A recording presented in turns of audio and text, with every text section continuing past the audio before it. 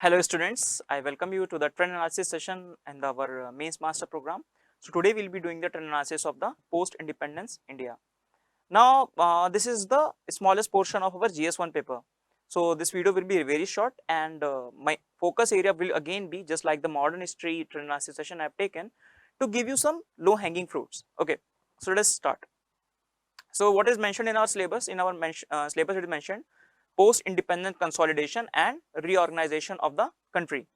So in the consolidation part, we actually read about how the princely states got in India, tribal consolidation, the recent problem of the new states being formed, something like that. So we will see how many questions have come. So first, you see in 2013 there have been questions of worth 50 marks from the post-independence India. Now you can see hardly one question in 2016 and one question in the 2018. So that begs the question that cost to benefit is really high, right? Especially for the aspirants who are, and this is also not part of our prelims paper. So you have to keep in mind that also. And based upon that, we have to chalk out a very realistic strategy for that.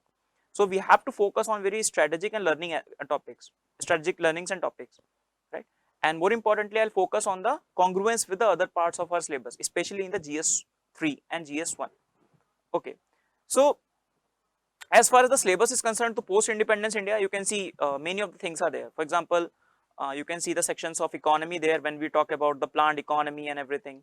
Then you can see the sections of the internal security.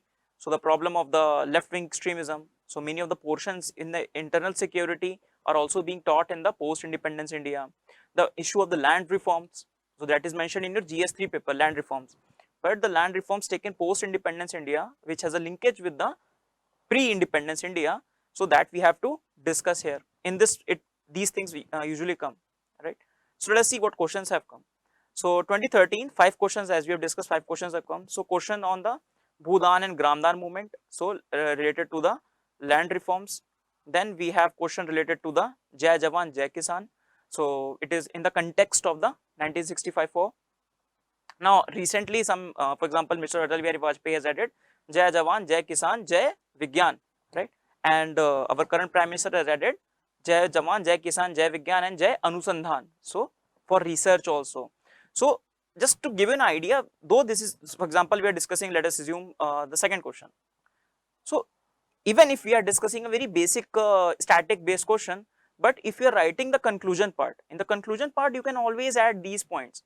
So this slogan has been, you can say, the foundational stone, peasants and the soldiers. Now the focus is also on the science and the research, right? So you can make that, okay, currently the Prime Minister has given this slogan as well, right?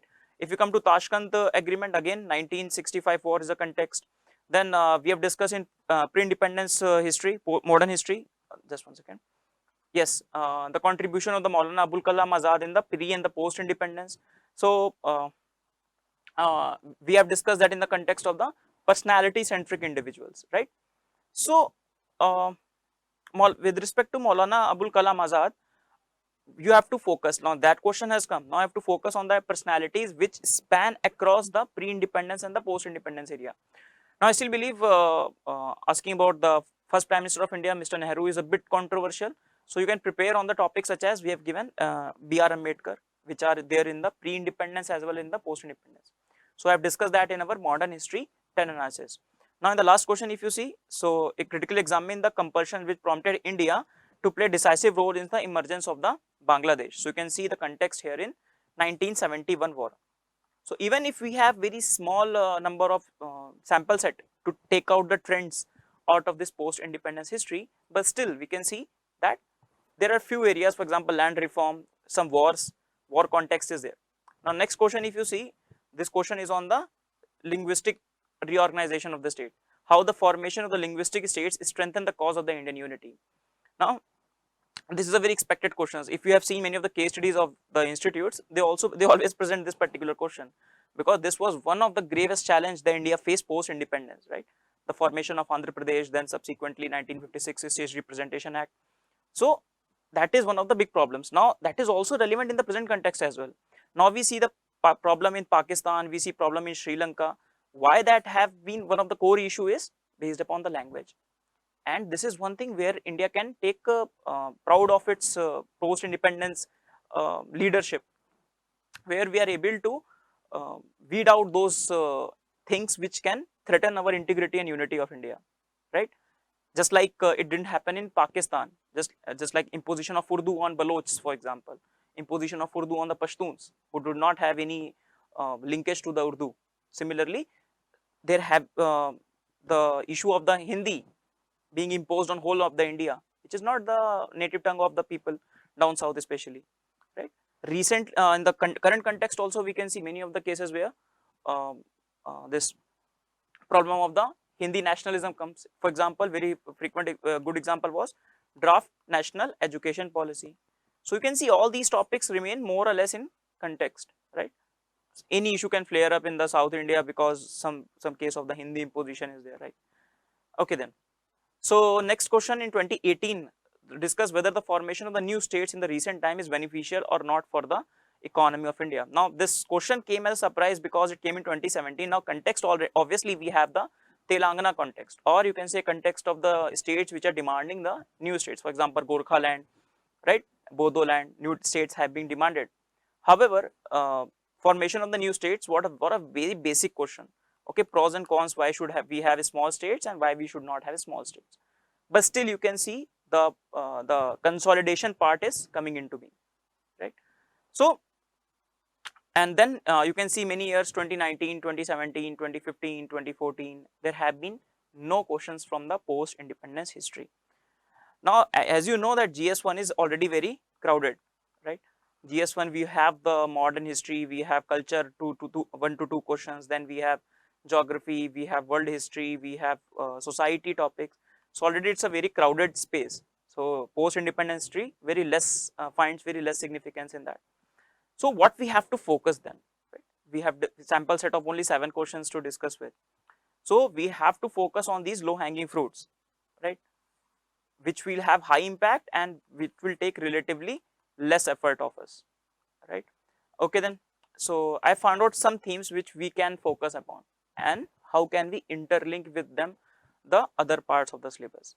Okay, for example, the first one is the wars. Now you have seen in 2013 2 questions, 3 questions have been asked on that. So you should see the context of 1950, 1947, 1962, 1965, 1971, 1999. So the wars and the efforts being taken on either side of it. What was the context before the war, how the story of the war pan out, and what were the agreement, if any, being signed after the war. And you have to link it with IR, right? Plus link it with recent boundary dispute. I've written downstairs also, downside, that you have to link it with the border disputes.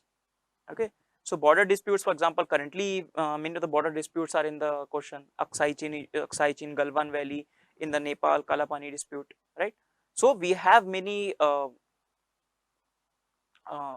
we have many disputes, and those have origin in the pre-independence as well as some of the steps that have been taken in the post-independence time. So you can see in each in that context. So you can link with the international relation. Okay, right. Next is the land reform. Now land reform is a part of your GS3 as well. Okay, now GS3 land reform is specifically mentioned, but the more or less question on the land reform have been in the current context, but the question on the land reform uh, in the modern history can also be asked. In fact, we'll be discussing one question in our mains master program with respect to land reforms. So I'm just giving you out the one question, but however, one question with respect to the how the land reform affected the people of country India specifically, right? But in the post independence, you have to see what steps have been taken, right? You can see in that context only the emergence of the 9th schedule, the emergence of the for example Ayokoyo case has been asked. You can see everything is linked up. So you have to link with land reform, and then one of the problems one of the problem of the land reform when does not happen is reflected in the problem of the left wing extremism in India, because the origin of the left wing extremism, people say, that lies in the lack of the land reforms in India. Proper implementation of land reform has not taken place, and because of that we are facing that issue. Okay, so we have to link with that post independence steps with the historical origin. Oh sorry, here link with economy and internal security, right? The third is, which I believe is important in present context, India's nuclear journey. Now last year it was in the news, the India's nuclear doctrine, right? It was in the news that our ministers have said that we need to revise that. Again, because of the tensions at the border, again the question of nuclear always come. With Pakistan also, Prime Minister also made a speech, in a electoral speech, he talked about the nuclear weapons. So what we have to trace in a post-independence history, what is India's nuclear journey, right? What are the challenges we faced and what are the steps we have taken and what is our nuclear policy. Now that again can be linked to our international relation and internal security. So what I'm saying, what does that mean linking? So you have to make an integrated notes. So when you're reading about the nuclear journey, for example, you're reading in the international relation. So also read the background of it, because if any question comes in the post-independence history, that background will be your answer, right? And then 40% you can write in the current context. That gives you more edge, because even if it's a history paper, you have to write the things in the current context. Examiner expects that out of you, okay? Then finally, very basic unit, that is the consolidation. So please do prepare consolidation of the princely state, because that has not been asked. In fact, that is one of the core area of post-independence history, but that has not been covered till now in the answer form, in the question form, sorry, from UPSC. So please do cover it. What are the challenges India face? Specifically the story of the places which we face challenges with the integration. Okay, the story of Jammu Kashmir you can link with the again the idea of the internal security, because the Kashmiri insurgency has been the part of our internal security also. Okay, so you can link with that part to the post-independence part. Then question of the privy purses that can come. What was a constitutional fraud? Questions like these can appear in your test series, and in the UPSC even can appear like that, right? The story of the linguistic states, then tribal policy, tribal how it was done through Nehru tribal policy. These things, small things you have to prepare. Then formation of the new states and linking with the GS-1 topic, that is regionalism. That means question as we have discussed, Gorkhaland, Vidarbh, why Vidarbh deserves to be in a state or not, counterpoints, or the overall idea of regionalism that we have discussed, that you must have read in GS-1, and we have done few of the questions in our mains master program as well. So linking that regionalism part with the formation of the new state, okay? So on that context also, post-independence you will get some inputs out of it. So all in all, I can say these are the few areas which I believe that they are the low-hanging fruits. If it hardly take you 3 to 4 days to prepare notes for those, right? You can go for whatever content is available. Some summary notes I'll prefer. For example, I'll take the next world history post-independence for world history trend analysis. There also again I suggest you to go for the summary notes instead of the whole book. Now going for the whole book is obviously the best one can do, but again we have to consider cost to benefit analysis. We have to be very realistic in our preparation, especially in the current time. We still have 3 to 4 months to the prelims, then we have very less time for the main. So currently what you can do, you can prepare a very strategic solid notes of few of the topics that I mentioned, interlinking with them, and make an integrated notes. Make integrated notes of land reform. Okay, these steps have been taken, positive, negative, and that's it. Okay. So with this, I believe we are done with our post-independence trend analysis. The whole idea is to give you these trend analysis is to set upon a path. Okay, if you have stuck there, okay, how to prepare post-independence history, you can take out, okay, we will do these small steps. If you do these small steps up, you will finally complete the whole syllabus. For example, this is the whole syllabus. Now you prepare war differently, land reforms differently, consolidation differently. Ultimately, everything is done. And if some issues are there, you can plug it up. For in the recently, you write more tests or you get some other content. So this is how you can tackle this post-independence part. It is important because it has a very high interlinkage with the GS3 portion as well. And the GS1 itself, the question of the regionalism. Okay, so this is how you can prepare for the post-independent consolidation. So we are done with our, I have taken modern history and the post-independence history, and the next session we will talk about the world history trend analysis. Okay, see you in the next class everyone. Thank you.